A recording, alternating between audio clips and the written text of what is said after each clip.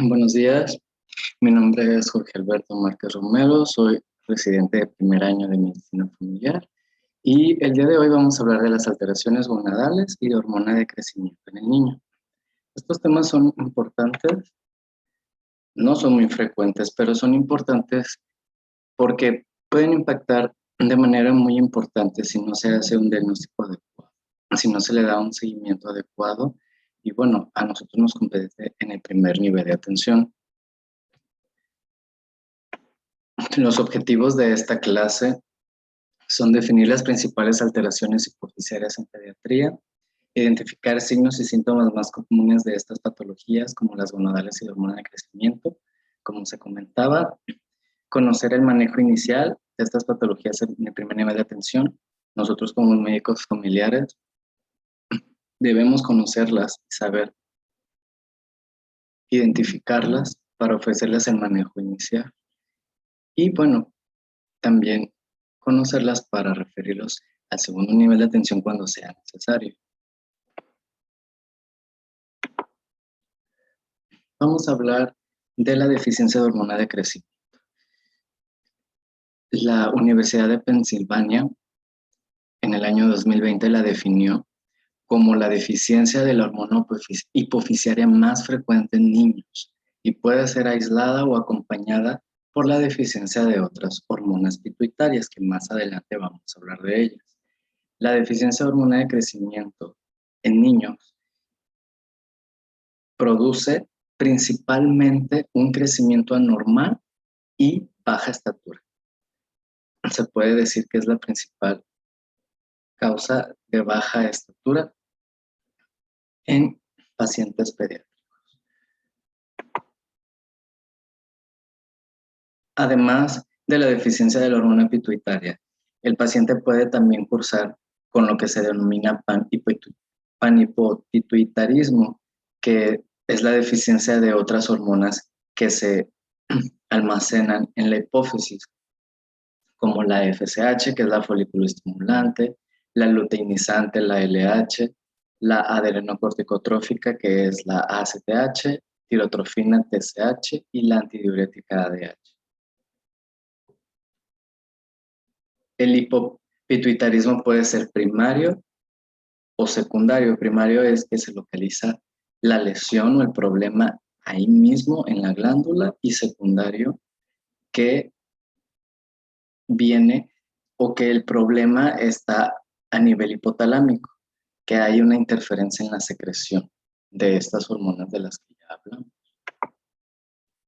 Vamos a ver el eje hipotálamo, hipófisis, órgano blanco. Como sabemos, la hipófisis se divide en dos: adenohipófisis, que puede ser también conocida como hipófisis anterior, y la hipófisis posterior, también conocida como neurohipófisis. La neurohipófisis libera oxitocina y ADH, y la adenohipófisis, que es la que nos compete en este tema, libera prolactina, gonadotrofinas, tirotropina, adenocorticotropina y somatotrofina, que es la hormona de crecimiento. Y bueno, ¿dónde actúan estas hormonas? En esta tabla vemos que, por ejemplo, la ACTH estimula la formación de glucocorticoides, lo que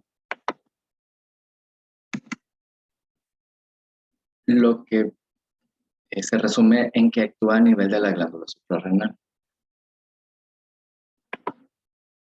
La hormona de crecimiento estimula el crecimiento celular, reproducción y regeneración. Entonces vemos que puede actuar en todos los tejidos que tengan células, que pues son la mayoría o son todos realmente, principalmente en hueso, en el hígado, etc. La TSH actúa específicamente a nivel de la glándula tiroides al estimular la producción de T3 y T4. La FSH o folículo estimulante promueve la estimulación de gametos y estrógenos. La LH, la secreción de hormonas sexuales. La ovulación en mujeres, y en los hombres la producción de testosterona. Y la prolactina, pues en la producción de leche en las mujeres, sobre todo en la etapa de la lactancia. La etiología de la deficiencia de la hormona de crecimiento, como ya comentamos, puede ser aislada, sola o con un hiperpituitarismo generalizado. También puede ser adquirido o puede ser congénito. Y dentro de la congénita se pueden incluir también causas genéticas hereditarias, que más adelante vamos a ver algunas patologías con respecto a eso. Algunos casos en especial que son muy raros, en donde la hormona de crecimiento no está deficiente, sino que los niveles están normales, pero los receptores para la hormona de crecimiento son anormales. Se le conoce como una insensibilidad a la hormona de crecimiento. Pareciera que los receptores detectan que no hay suficiente hormona, entonces esto hace que no se absorba de manera adecuada. En esta fotografía vemos, pues, el caso clínico de un paciente con talla baja. Vemos que el segmento superior con el inferior son simétricos. De hecho, la talla baja por deficiencia de hormona de crecimiento es una talla baja simétrica, no es asimétrica.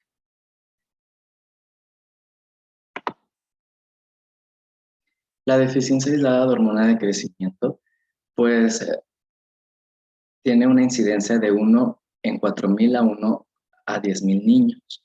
Como ya vimos, pues es idiopática, puede ser primaria o secundaria, puede ser adquirida congénita, está relacionado con el receptor de la hormona liberadora de hormona de crecimiento 1. También pues está condicionada por la radiación, pacientes que por algún motivo están recibiendo radiación por algún cáncer, algún tratamiento especial, pueden llegar a tener deficiencia de hormona de crecimiento o de plano causar hipopituitarismo generalizado. También algunas infecciones como la meningitis, osteocitosis y lesiones cerebrales. Vimos también que algunas otras infecciones aparte de la meningitis y la tuberculosis también está el toxoplasmosis, algunos tumores como el craniofaringioma pueden llegar a causar lesión de la glándula hipofisiaria y está acompañado de algunos otros defectos.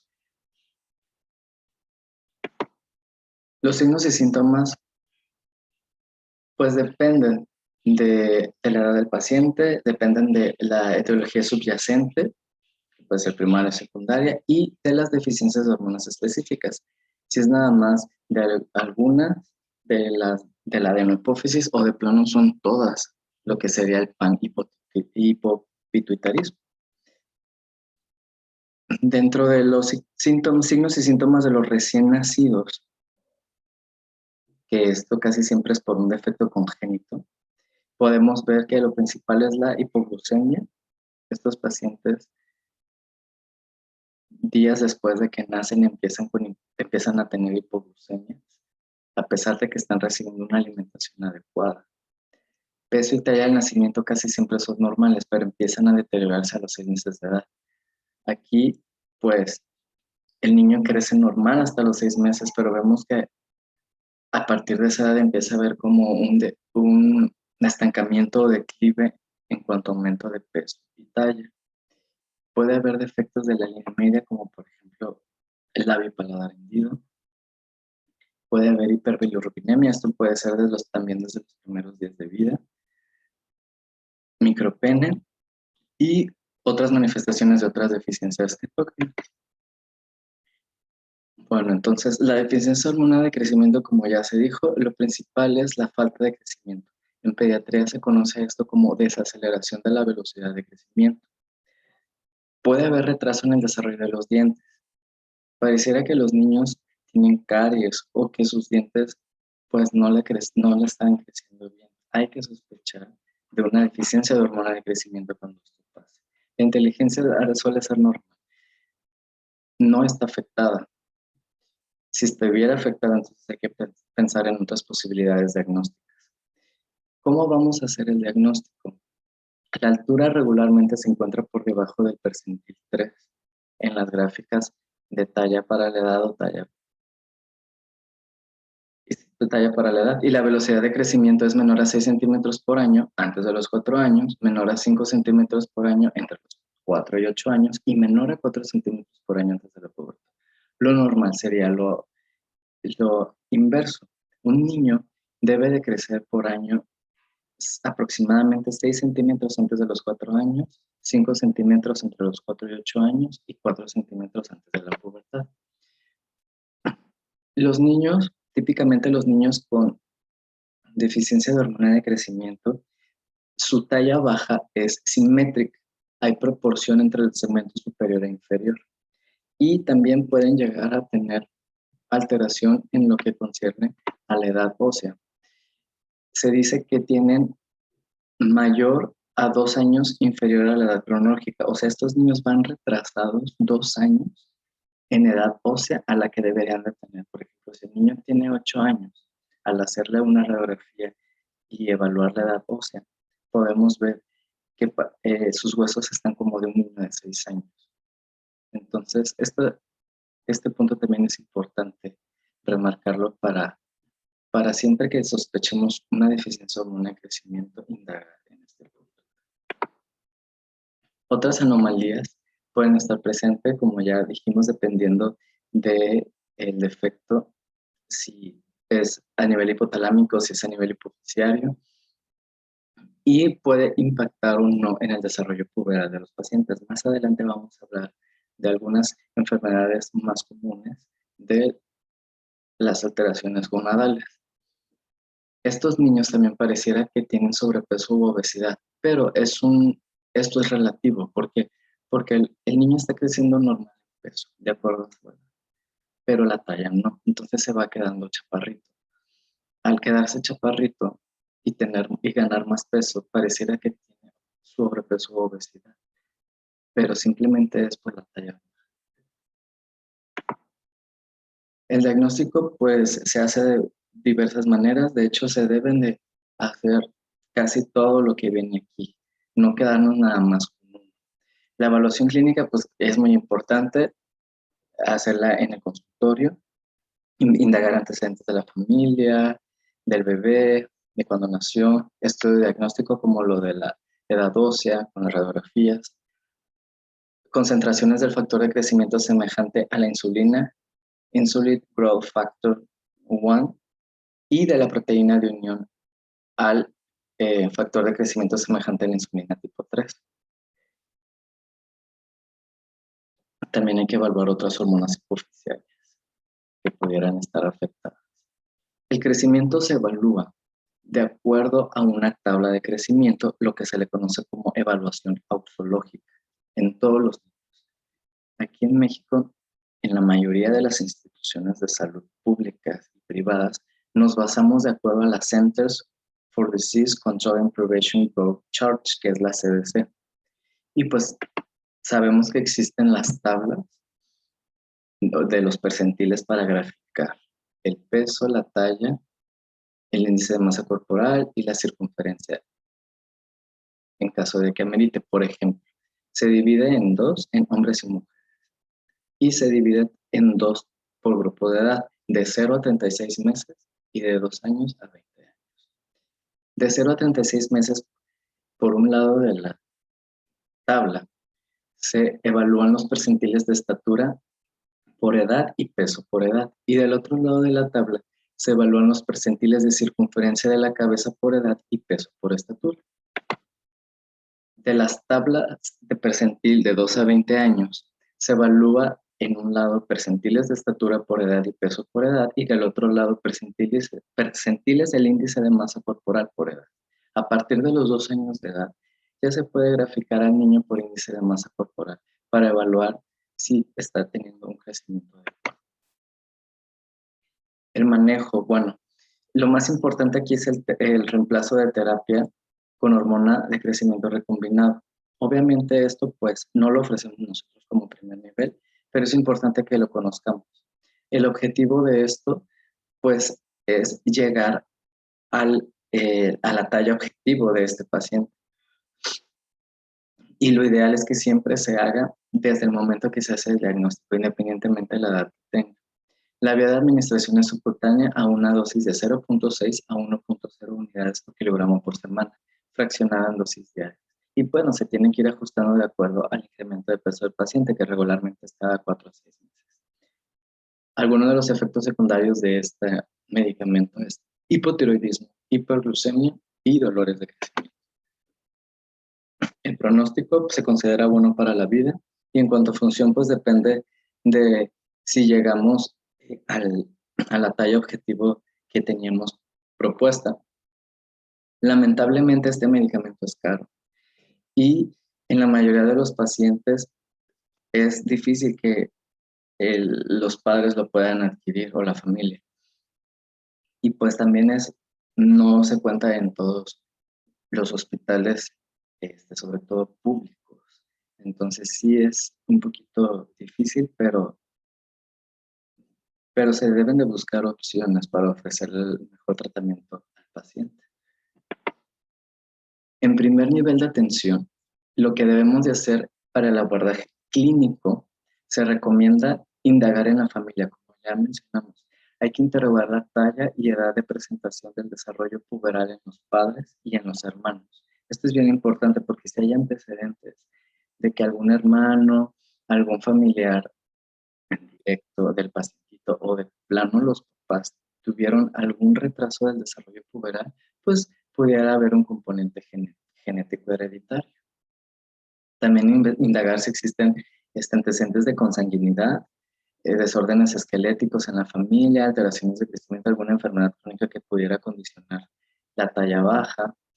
También son importantes los antecedentes perinatales y prenatales durante el embarazo de la mamá, durante el parto y el nacimiento del paciente, que pudiera darnos información sobre la talla baja. Es importante también indagar sobre la dieta del paciente, ver si tiene una ingesta adecuada de nutrimentos, sobre todo antes del primer año de vida. ¿Por qué? Porque esto también puede influir para la talla baja de los pacientes. Pues también establecer condiciones familiares y sociales del paciente, a veces dinámicas negativas en la familia, crisis en las familias pueden influir para que este problema se presente en la actividad física del niño, su rendimiento escolar, cómo está durmiendo, cuántas horas al día, etc. Y bueno, pues también indagar si se conoce alguna enfermedad crónica en el paciente ya como tal. Y dentro de nuestra atención médica siempre es bien importante realizar una exploración física completa, sistemática y detallada. Es importante complementar todo lo que ya dijimos, sobre todo si vamos a referir a un segundo nivel de atención con estudios de laboratorio de gabinete, como son la biometría hemática con diferencial, la velocidad de sedimentación globular, la determinación sérica de urea, creatinina, la gasometría venosa y electrolitos séricos como cloro, sodio, potasio, calcio, fósforo y magnesio.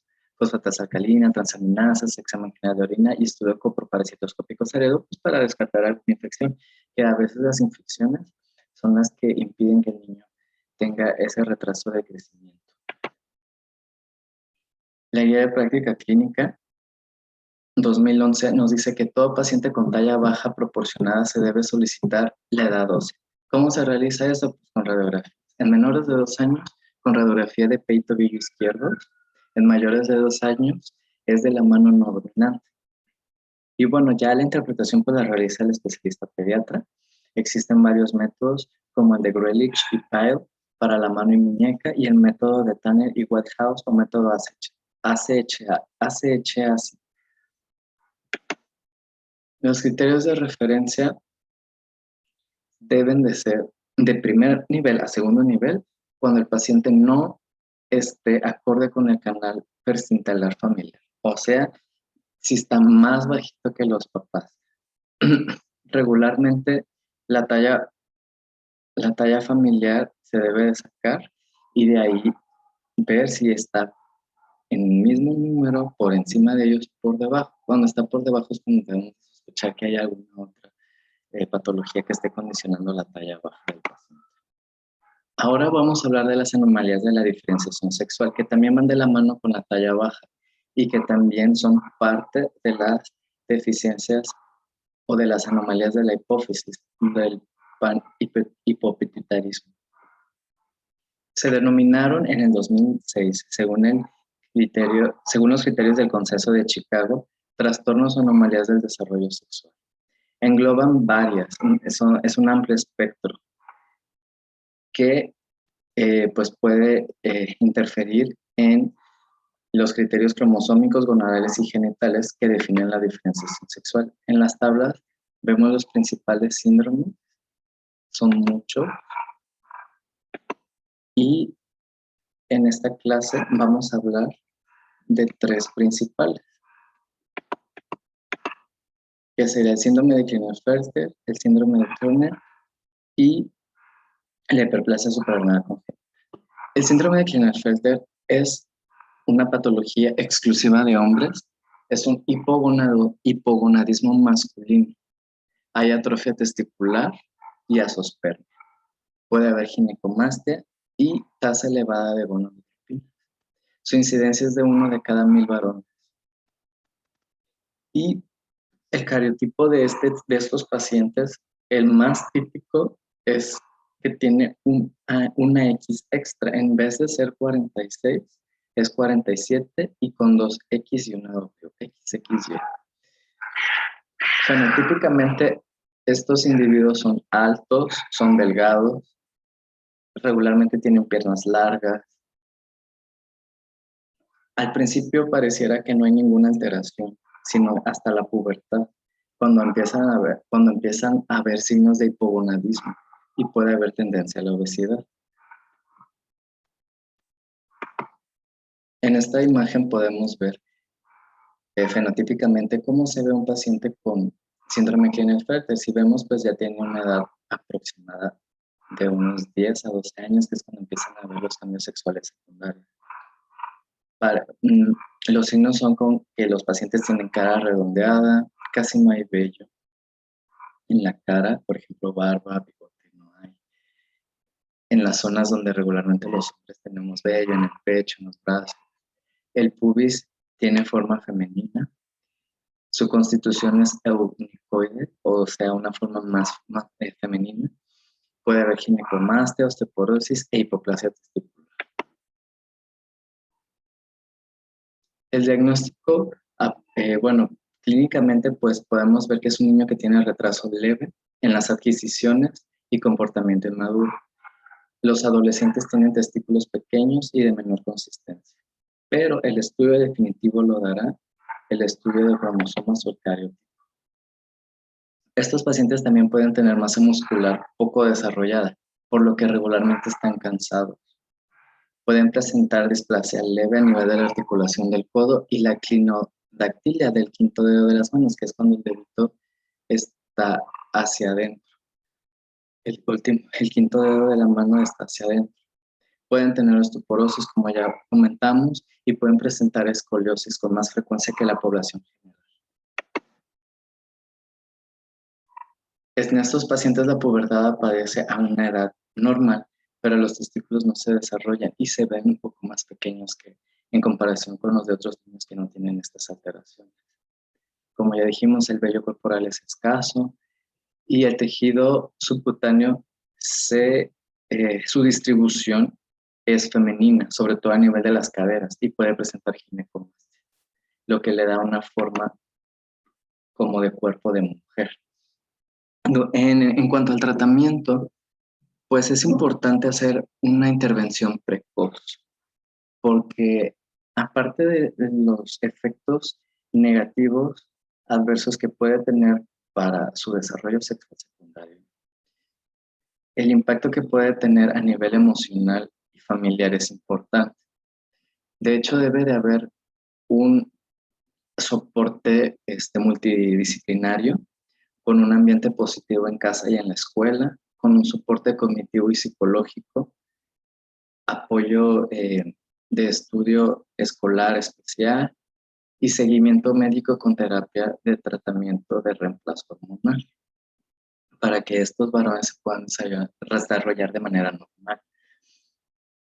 Se recomienda comenzar con el tratamiento sustitutivo con testosterona a los 12 años.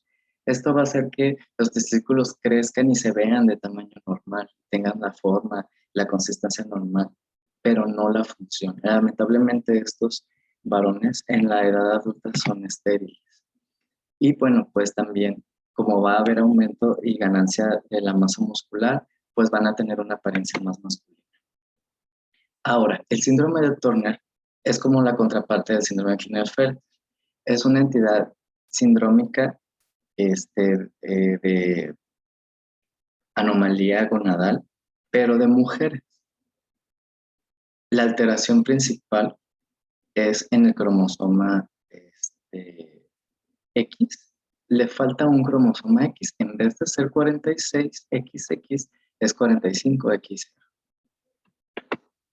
La clínica, bueno, estas bebecitas regularmente nacen más pequeñas de lo que deberían de nacer, unos 2 a 3 centímetros menos, y también con un peso, pues puede ser bajo o puede ser normal, pero menos de lo esperado, unos 500 gramos menos. En cuanto a la clínica, podemos ver que desde el nacimiento ya es muy evidente. Puede tener paladar arqueado, cuello alado, orejas y cabello de implantación baja, mamelas separadas y uñas desplásicas. Es típica la luxación congénita de la cadera en estas pacientes en los primeros meses de vida. Y el síntoma o el signo clínico más frecuente de estas pacientes con síndrome de Turner es la talla baja. De hecho, oscila en un 95 a 100% de las pacientes. Por eso, toda niña con talla baja en edad pediátrica hay que tener en mente el diagnóstico de síndrome. Estas pacientitas también presentan alteraciones cardíacas, principalmente del corazón izquierdo, como válvula aórtica bicúspide, elongación del arco aórtico transverso, coartación de aorta y dilatación aórtica, que esta dilatación de aórtica es potencialmente mortal, entonces hay que tener mucho cuidado. También estas pacientes presentan alteraciones renales. La más frecuente es el riñón en herradura, seguida de sistemas colectores dobles, hidronefrosis, aplasia renal y riñón ectópico o multiquístico. A nivel de la cara, vamos a ver que tiene una fase de esfinge, hipomímica y con expresión melancólica. Puede existir epicanto, tosis y estrabismo. La nariz es recta y prominente, el filtrum largo y marcado. Puede haber micrognatia, lo que puede dificultar la alimentación. De hecho, esto se manifiesta pues desde que nacen al tener una mala técnica de alimentación de lactancia materna. Y esto pues influye e impacta con falla de medro, que pues se refleja en peso bajo y talla baja.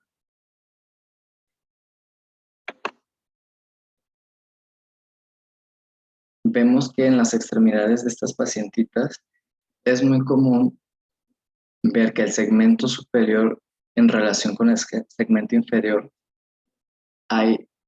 no es simétrico. Entonces, cuando vemos una talla baja asimétrica, hay que sospechar como un diagnóstico diferencial de síndrome de Turner, y sobre todo si es mujer. Las piernas regularmente son musculadas.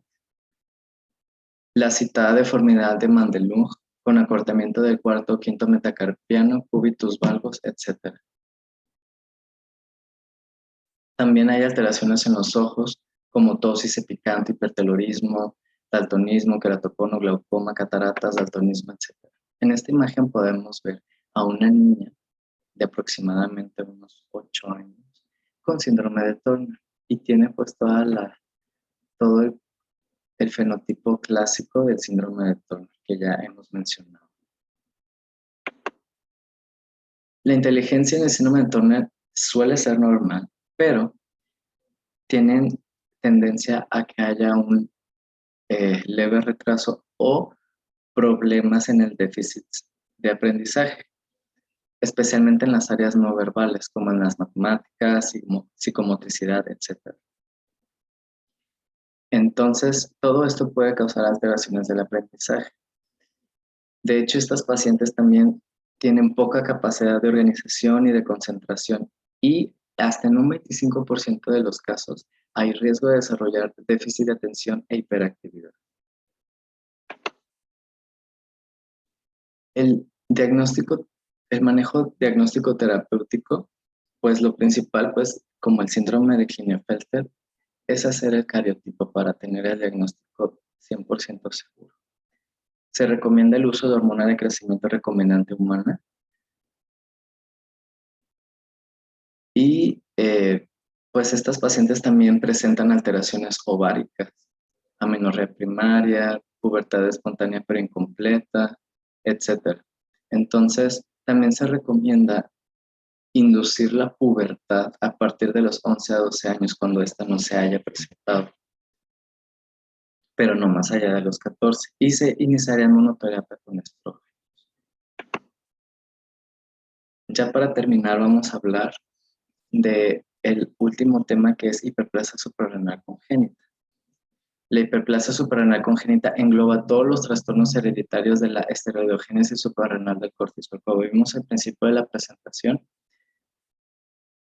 la ACTH estimula la glándula suprarrenal para que se produzcan el cortisol, mineralocorticoides, glucocorticoides.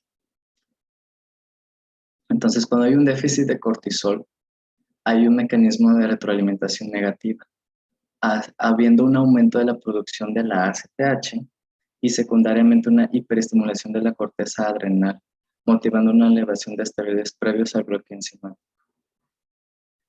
La hiperplasia suprarrenal congénita, el principal problema es el déficit de 21-hidroxilasa y presenta dos características fundamentales: insuficiencia suprarrenal e hiperandrogenismo. La forma clásica pues se presenta desde el útero, cuando en los ultrasonidos se nota que hay un grado variable de virilización de los genitales externos en la mujer, que puede verse desde una hipertrofia de clítoris hasta un grado máximo que puede determinar la asignación de sexo incorrecta como varón. Pero no, realmente es que el clítoris está muy agrandado y es una niña, porque en su cariotipo es 46XX. En la imagen podemos ver, aparentemente es una niña con labios, pero el clítoris está muy grande. Y de hecho estos labios parecieran también como bolsa escrotal. Entonces, esto es por la virilización que sufrió la bebé durante su etapa gestacional. La forma de pérdida salina o perdedora de sal es la expresión más grave de la enfermedad.